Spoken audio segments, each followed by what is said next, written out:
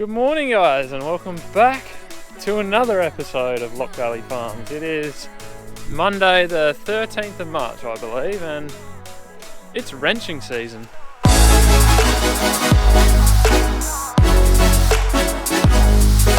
But before we get stuck into too much, I guess I'll go through my little Monday morning routine.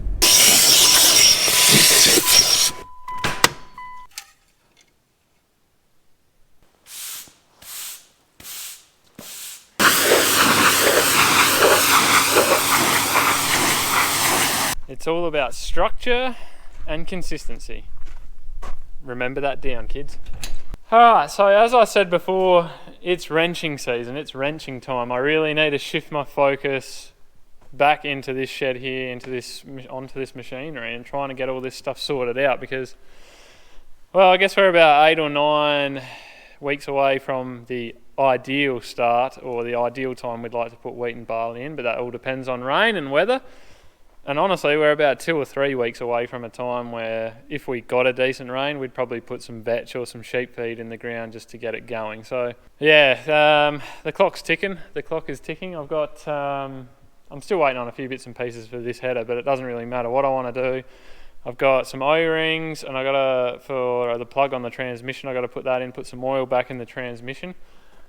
I want to give this thing a wash down. I've got Crouchers coming to quote the auger, the repair on the auger after we cleaned that up at harvest time on the chaser bin, so they're coming later in the week, so I just want to get it cleaned up at the back of the shed here so they can access it.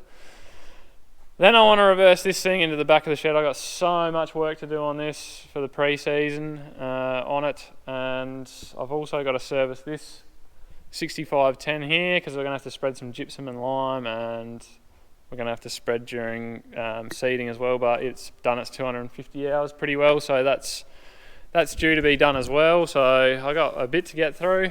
I don't know, this is farming. Sometimes you just got to be stuck in the shed working on things. So first of all, we're going to get this thing going and get it out of the shed. I'm going to give that a wash down later on today, but we'll get it out, get the sprayer in the back of the shed so that's in position to be worked on. So I had another lot of parts for this the other day, so I was working on it, and I decided at the time that I'd change this transmission oil, and I'm glad I did because it didn't look overly good. It was definitely due to be changed. I just wish they put a drain plug in this transmission so you could change the oil easily, but there's actually a filter that goes over here, so I guess I understand why they make you pull that out. But I just got some new O-rings to go on there and down in the hole there, and yeah, then we'll throw it back in and we'll get this thing mobile. Slip these bad boys off and a couple of new ones on. I don't think the ones down there and there are going to be very easy to change, but anyway, we'll get them done. Boom. Come on, get on there. Those ones in there were a bit of a pain, but I got them in there, so that's good.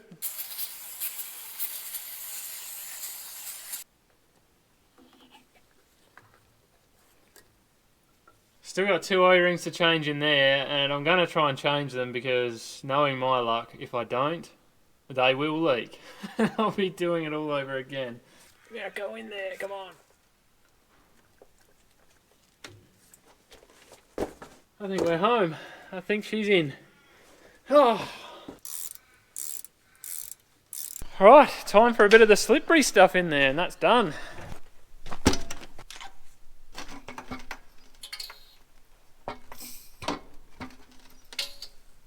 That worked out pretty well. That drum is completely empty now and we just got full, so perfect. Rightio, that's done. Let's shuffle some machinery around.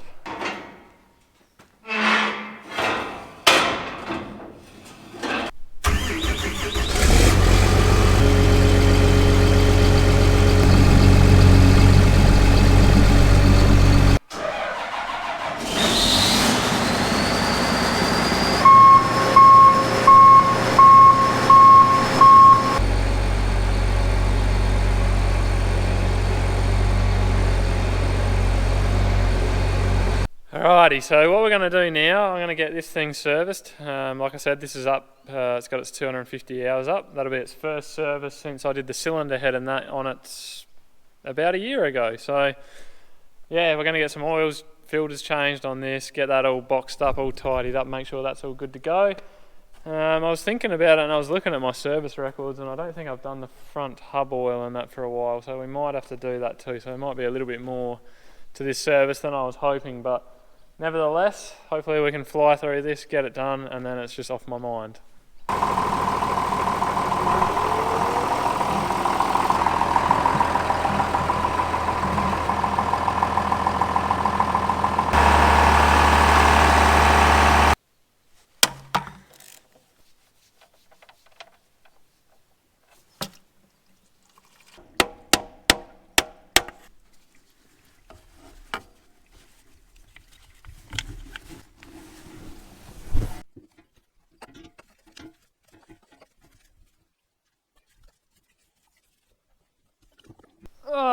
So, the filters that I've been supplied are incorrect, both the oil and the fuel filter. So, I was trying to put that one on and I just couldn't get it to line up, and I was looking at it and looking at the old one, and I went, well, no wonder it doesn't fit, because it's wrong and it's a different part number, although when you look at the filter it looks physically exactly the same. But anyway, so much for my day of getting a few things done. And of course it's a public holiday today, so I can't even chase up the right ones. Not good. Alright, good morning guys, we're back. I absolutely cracked it yesterday afternoon, had enough, parts were wrong, felt like the world was conspiring against me. But so I just decided to go and install a new radio in my ute. I'd picked up a new radio on the weekend, haven't had a radio in the ute for 2 years. And I thought that was, enough was enough. So I thought, well, I don't have the right parts, the day's not going to plan. I'm just going to go get that radio in, which was a good thing. That's another job off the list. So yeah, I'm going to, this morning, get this thing washed down first thing, which I was meant to do yesterday. And then I'm going to have to chase up some parts so I can get back to the program of servicing and whatever else in the shed there. But until then, we'll get this out of the way.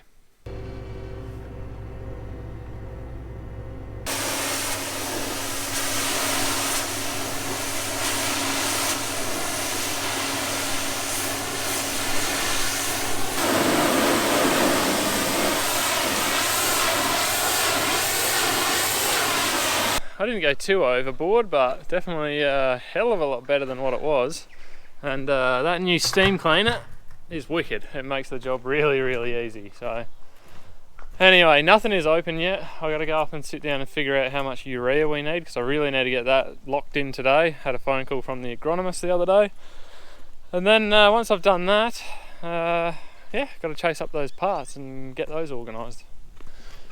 Rightio guys, urea is ordered. Parts are in stock over at Crystal Brook, so I got to go for a drive. And I just got a message to say the last of the parts for the nitro have arrived at Flinders Machinery. So I got a road trip ahead of me, go get some parts. Maybe things are turning around, maybe my fortunes are turning.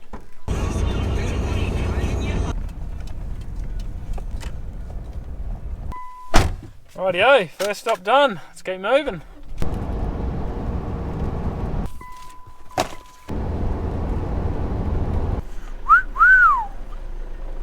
Looking good.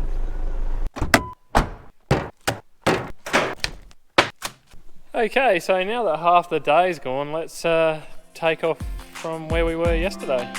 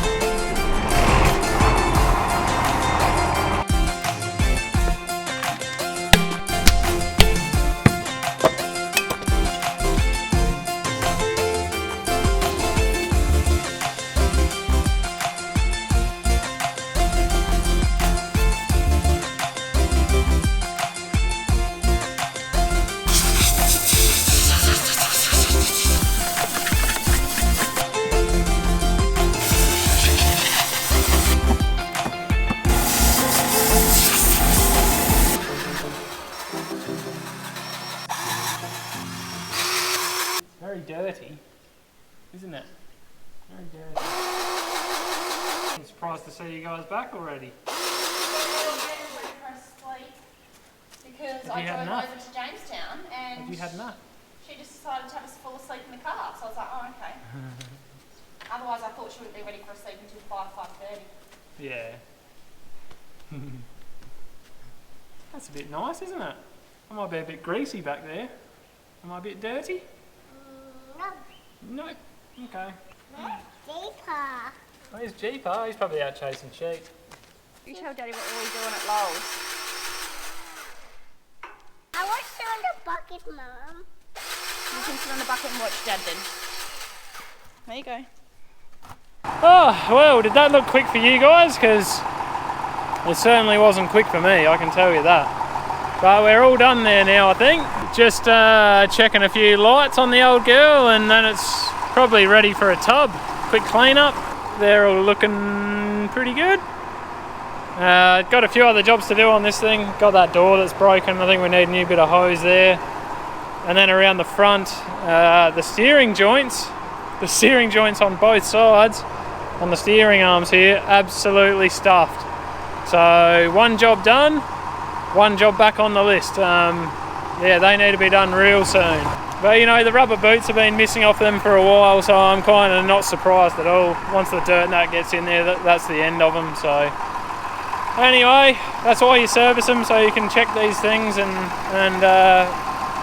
hopefully catch them before you're driving down the road and you lose your steering. I was going to bring the 6510 around for a quick tidy up, and then I realised that the 9770 is still sitting in the way here like a big old brick. Because I was going to vacuum it after I washed it this morning, but I never vacuumed it, so I better do that now because it's a bit gross inside. And oh wait, it's done. And I know, it's boring, but it's got to be done. You wash them, clean them, service them, and fix the things on them when they need to be done, and they'll love you forever.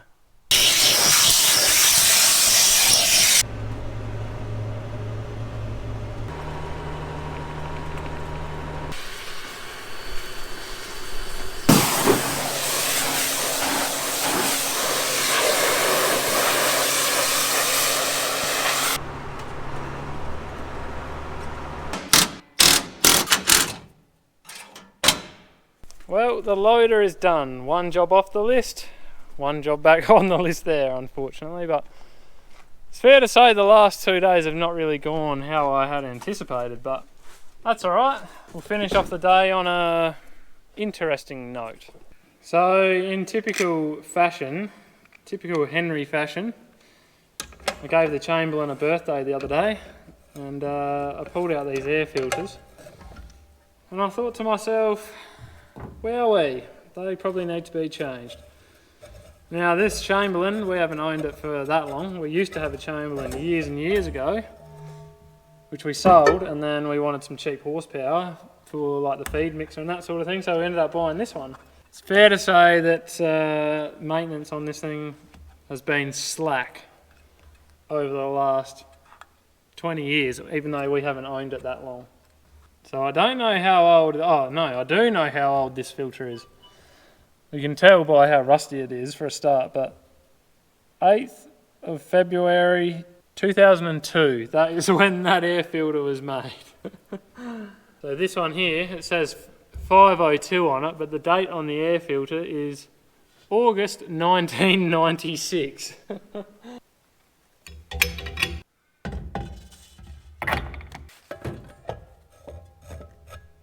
Okay guys, that'll just about do us for today, I reckon. If you made it to this point of the video, thank you very much for watching.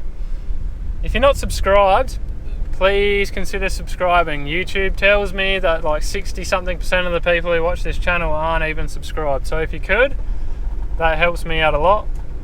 Thanks again for watching. Take it easy everyone. We'll see you next time.